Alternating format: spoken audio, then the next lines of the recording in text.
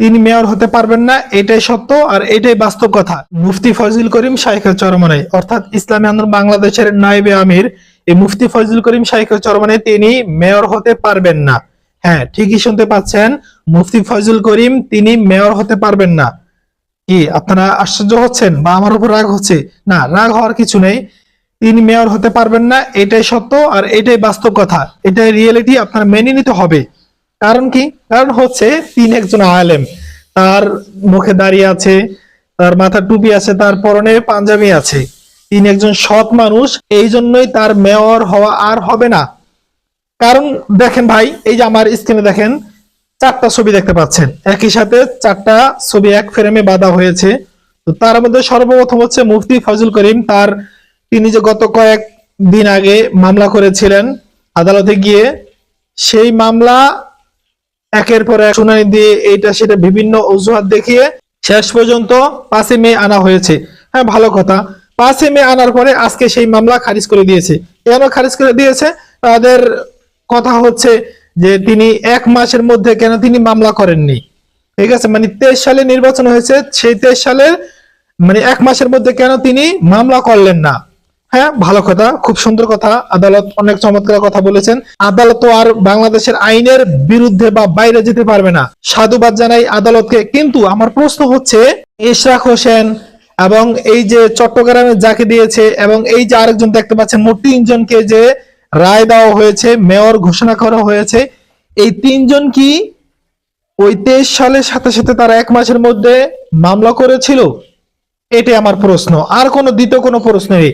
যদি এই প্রশ্ন জবাব থাকে আদালতের কাছে, তাহলে অবশ্যই আদালত যেন এই প্রশ্ন জবাব দেয়। দিনও জীবনও দিতে পারবে না। মোট কথা হচ্ছে এখানে আলেমদের সাথে বৈষম্য করা হবে, আর এটাই বাস্তব।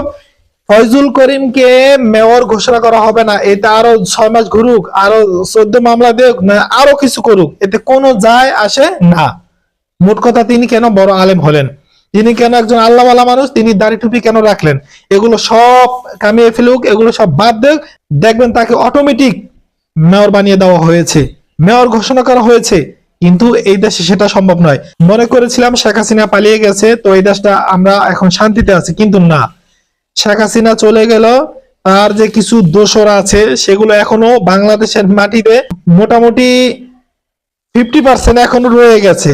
সে চলে গেছে, কিন্তু তার দোসরা আছে, আন্ডা বাসা কতগুলো আছে, সেগুলো এখন পর্যন্ত বাংলাদেশে রয়ে গেছে। সেগুলো এখনো আদালত, বিভিন্ন মূল মূল যে জায়গাগুলো, সেগুলোকে এখনো পরিচালনা করতেছে। কি বলবো, কষ্টের কথা, কষ্ট লাগলো। ইশরাক হোসেন জাস্ট শুধু একটা মামলা করে আছে, সাথে সাথে কয়েকদিনের মধ্যে তাকে মেয়র ঘোষণা করা হলো। মোশাররফ হোসেন, এই যে চট্টগ্রামের যিনি মেয়র হয়েছেন, আরো একই অবস্থা। একদিন তারা রাস্তায় নামে নাই, একদিন মিছিলও করে নাই, মিটিং করে নাই, হইচই করে না, কোনো কিছু করে নাই। অথচ মুফতি ফজলুল করিম শাইখুল চরমনাই তার এই রায়ের জন্য 1 আর 2 জন বরং লক্ষ লক্ষ মানুষ, হিন্দু বৌদ্ধ ইহুদি সবাই মিল্লা, ছোট বাচ্চারা, কলেজে ইউনিভার্সিটির লোকগুলো পর্যন্ত গিয়ে তারা মিছিল করলো, এত ভাবে আদালতের সামনে গিয়ে কত কিছু করলো।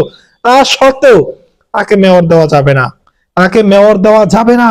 কারণ মেয়র দিলে তিনি যদি মোটামুটি হয়ে যায়, মেয়র হয়ে যায়, তাহলে তো দুর্নীতিবাজদের পেটের খাবার বন্ধ হয়ে যাবে। দুর্নীতি ওই বরিশাল থেকে দুর্নীতি বন্ধ হয়ে যাবে।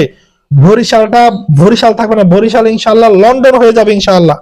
কিন্তু সেই সুযোগটা এই কুকুররা চায় না যে এটা, এই সুযোগটা তারা পাক। তাদের মূল উদ্দেশ্য হচ্ছে, না, আমরা যেভাবে দুর্নীতি করে আসছি, দেশটা যেমনি রসাতলে নিয়েছি, এই রসাতলেই দেশ থাকবে। কোনোদিনই দেশ উন্নত হোক, ভালো হোক, এটা কখনোই তারা চায় না, আর চাইবেও না এরা।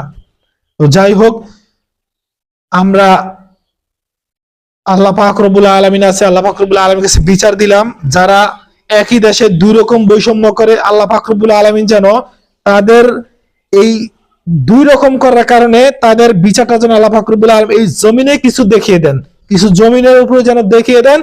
এই আশা আল্লাহর কাছে আমরা চাইতেছি, আল্লাহর কাছে বলতেছি, আল্লাহ তাআলা যেন এই জমিনের মধ্যে সেই সমস্ত নরপিশাচদের বিচার যেন এই জমিনে করে। আল্লাহুম্মা আমিন। ভিডিওটি বেশি বেশি শেয়ার করে দিবেন। আল্লাহ হাফেজ।